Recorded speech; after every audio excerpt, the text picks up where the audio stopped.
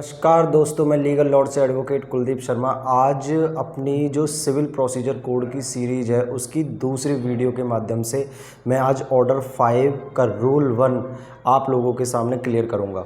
Order 5 deal करता है issue of summons से। सम्मन्स क्या होते हैं और इनको किस प्रकार से इशू किया जाता है सिविल जो केसेस होते हैं उनके अंदर।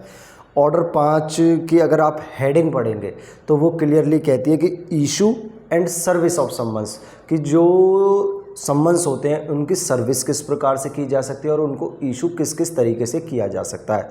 अब आ जाइए आप, जो रूल 1 है ऑर्डर 5 का, रूल 1 डील करता है सम्मन्स से। सबसे पहले देखिए, when a suit has been duly instituted a summons may be issued to the defendant.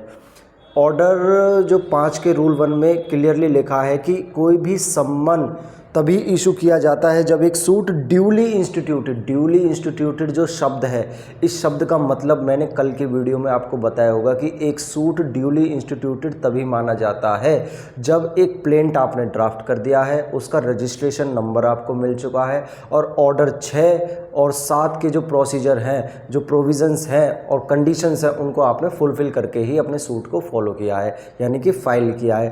तभी उस केस को, उस प्लेंट को ड्यूली इंस्टीट्यूटेड सूट माना जाता है, जो कि ऑर्डर 5 के रूल 1 में लिखा है।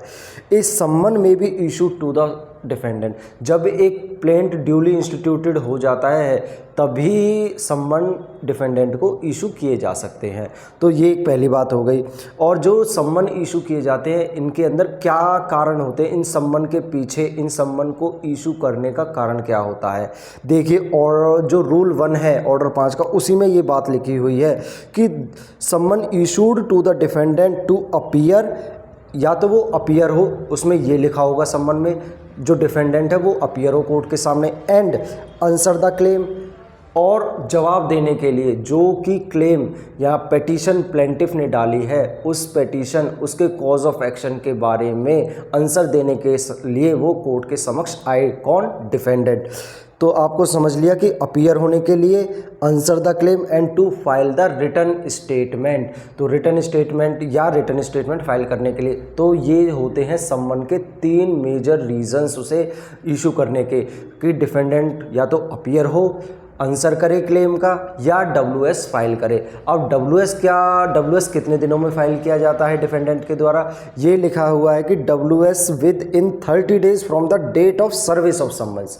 तो ये आपको ध्यान में रखना है कि जब सम्मन रिसीव, सर्विस ऑफ सम्मन का मतलब होता है जब डिफेंडेंट ने रिसीव कर लिए हैं सम्मन, उस डेट से 30 दिन गिने जाते हैं।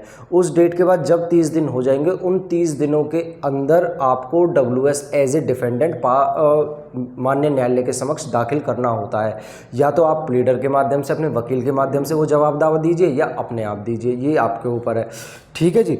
उसके बाद अगली लाइन में आ जाइए, रूल 1 के जो 5th लाइन डील करती है प्रोविजो क्लॉज से। वो कहती है provided that no such summons shall be issued when a defendant has appeared at presentation of the plaint. देखिए, सम्मन हर केसेस में इशू करने की ज़रूरत नहीं होती, एक एक्सेप्शन इसी रूल में दे रखी है।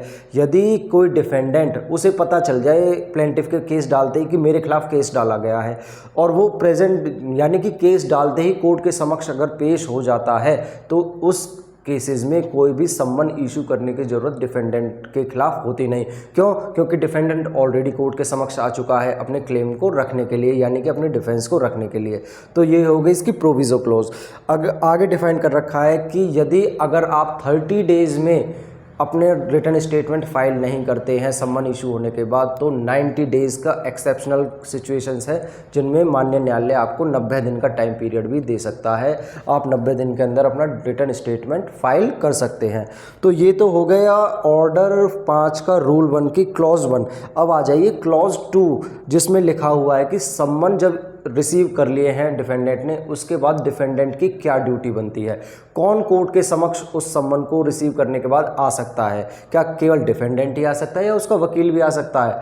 तो जो सब क्लॉज 2 है रूल 1 की, ये डिफाइन करती है, या तो ए डिफेंडेंट टू होम सम्मन has been issued under sub rule 1 may appear, या तो इन पर्सन, इसके ए जो क्लॉज है उसमें लिखा हुआ, या तो खुद पर्सनली अपीयर हो सकता है डिफेंडेंट, या by a pleader duly instructed and able to answer all the material question. यो या तो वो खुद पर्सनली अपीयर हो सकता है और बी क्लॉज में लिखा हुआ, या अपने किसी प्लीडर के द्वारा। और प्लीडर भी कौन सा होना चाहिए, कोई भी वकील नहीं चलेगा, वकील वही चलेगा जो उस केसेस के मटेरियल फैक्ट्स को जानता हो और जिसको आपने ड्यूली इंस्ट्रक्शन दे रखी हो, वही वकील अपीयर होके उस जवाब दावे को दाखिल कर सकता है या सम्मन के बाद अपीयर हो सकता है। या सी क्लॉज में लिखा हो by a pleader accompanied by some other person, जिसको मटेरियल क्वेश्चंस की पता होती है। तो भैया सबसे पहले या तो आप पर्सनली अपीयर हो सकते हैं डिफेंडेंट सम्मन रिसीव करने के बाद, या अपने वकील के माध्यम से, और वकील वो होना चाहिए जिसको केस की पूरी जानकारी हो, या वकील किसी एक ऐसे व्यक्ति को अपने साथ लेकर चले माननीय न्यायालय के समक्ष जिस व्यक्ति को उस केस की पूरी जानकारी हो। तो ये इन तीनों व्यक्तियों में से कोई भी सम्मन रिसीव होने के बाद कोर्ट के समक्ष जा सकता है और अपना जवाब दावा, आंसर और क्लेम कुछ भी रख सकता है। तो ये हो गए ऑर्डर 5 के रूल 1 के सम्मन्स के प्रोविज़न जो रूल 1 में डिफाइन कर रखे हैं। तो ठीक है, और जो इसके जो सब रूल 3 है उसमें स्पेसिफिकली डिफाइन किया गया है सम्मन को साइन जज के द्वारा ही किया जाना चाहिए, उस पर कोर्ट की सील होनी चाहिए, और जो सिग्नेचर है या तो जज खुद करेगा या उसके द्वारा कोई अपॉइंटेड ऑफिसर होता है। तो आपने कई बार देखा होगा, तो रीडर भी कई बार उस मोहर पर साइन करते हुए आपने देखा होगा सम्मन्स पर। तो इसका मतलब यही है, इसमें सब रूल 3 में जो दिखा रखा है ना कि ड्यूली इंस्ट्रक्टेड ऑफिसर जो कि कोर्ट ने अपॉइंट करा है, तो वो एक रीडर को आप मान लीजिए, रीडर्स को ऐसी अथॉरिटी जज के द्वारा दी जाती है, तो वो अथॉरिटी दी गई है इस सब रूल 3 जो कि ऑर्डर 5 के रूल 1 में डिफाइन कर रखा है। तो आज इस वीडियो के माध्यम से मैंने आपका ऑर्डर 5 का रूल 1 कवर कर दिया। कल की वीडियो में हम ऑर्डर 5 के रूल 2, 3 और 4 को आगे कवर करेंगे। तो धन्यवाद, स्टे ट्यून्ड और इस वीडियो को लाइक कीजिए, शेयर कीजिए, सब्सक्राइब कर दीजिए।